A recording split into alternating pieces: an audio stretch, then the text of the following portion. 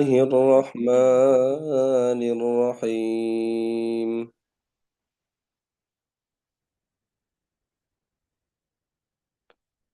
وأسروا قولكم أو اجهروا به.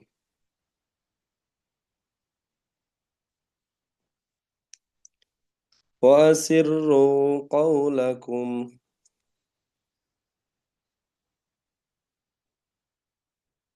وأسروا قولكم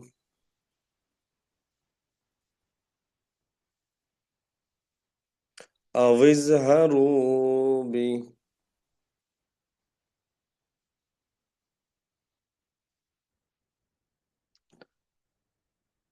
إنه عليم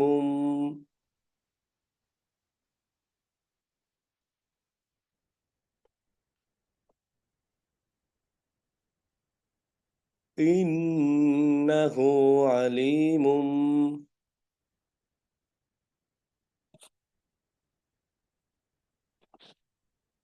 إنه عليم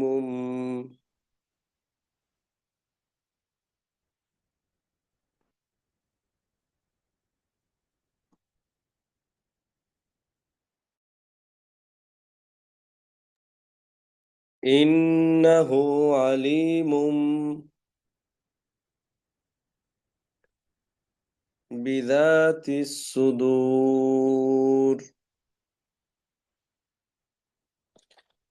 بذات الصدور إنه عليم بذات الصدور.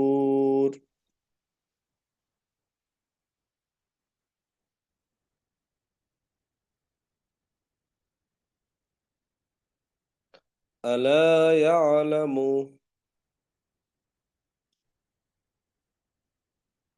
ألا يعلم ألا يعلم من خلق من خلق ألا يعلم من خلق ألا يعلم من خلق وهو اللطيف الخبير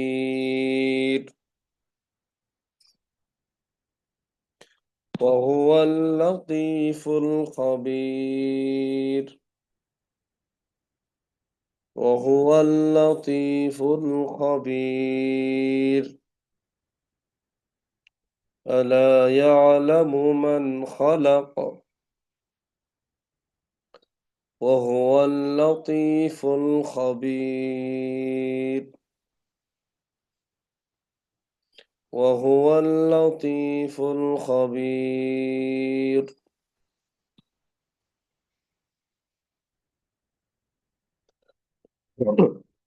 هو الذي جعل لكم هو الذي جعل لكم هو الذي جعل لكم هو الذي جعل لكم الأرض ذلولا ذلولا ذلولا هو الذي جعل لكم الأرض ذلولا فامشوا في مناكبها فامشوا في مناكبها فامشوا في مناكبها وكلوا من رزقه وكلوا من رزقه وكلوا من رزقه وإليه النشور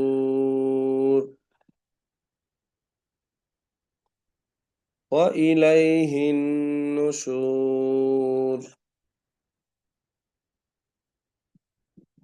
وإليه النشور وإليه النشور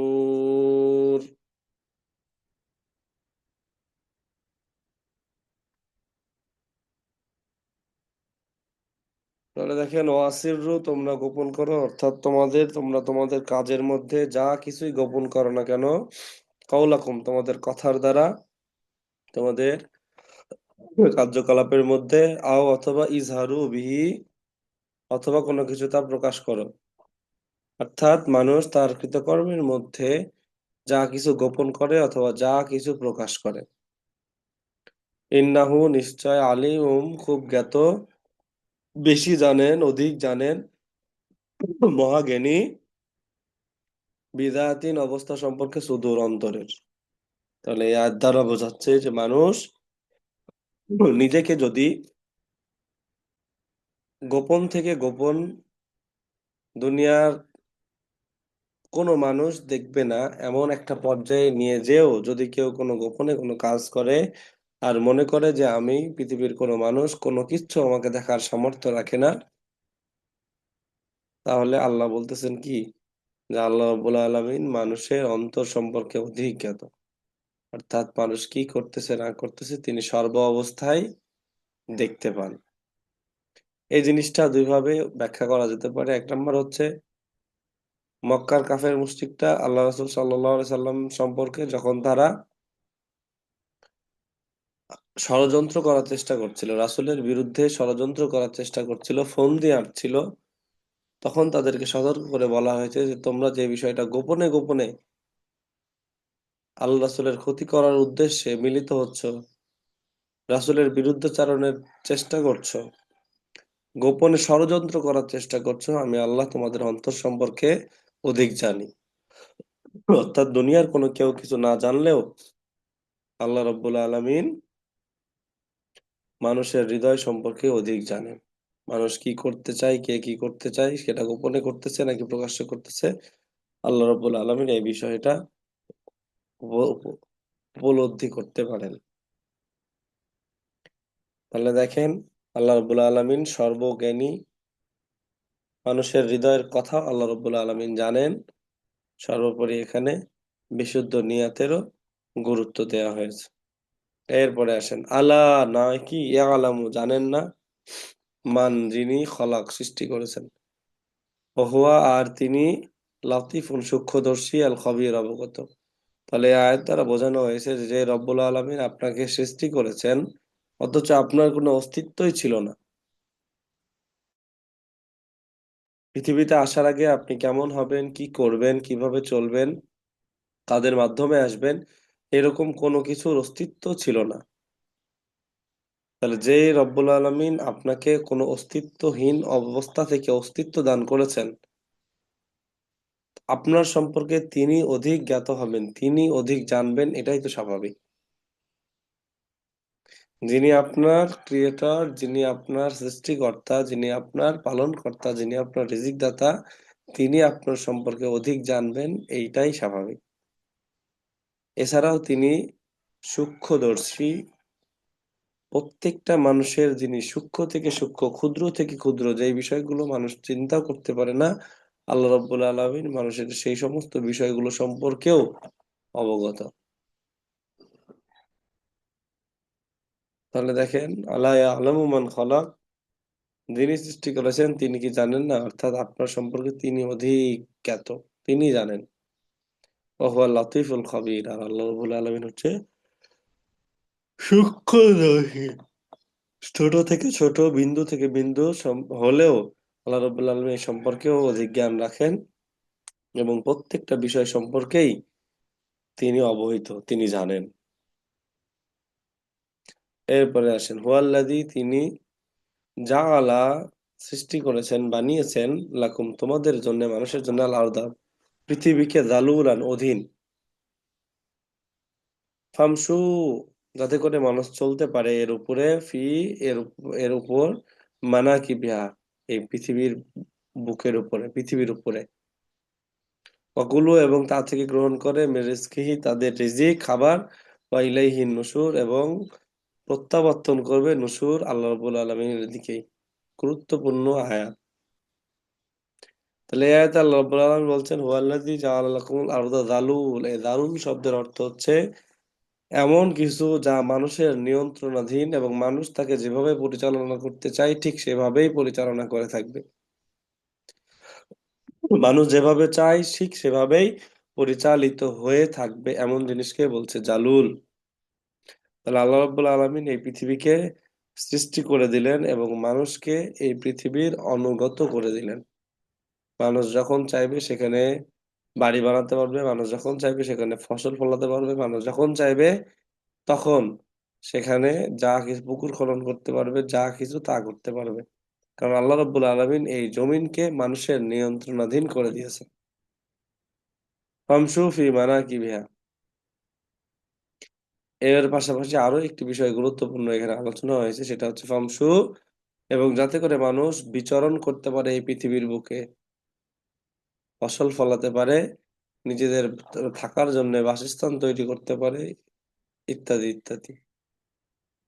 অকুলু মির রিজকিহি এবং এই জমিনের উপরেই উৎপন্ন করে, ফসল উৎপন্ন করে মানুষ যাতে করে আহার গ্রহণ করতে পারে, খাদ্য গ্রহণ করতে পারে, এবং সর্বশেষ যেই গুরুত্বপূর্ণ বিষয়টি ওয়া ইলাইহিন নুশুর এবং মানুষকে আল্লাহ রাব্বুল আলামিনের দিকেই প্রত্যাবর্তন করতে হবে।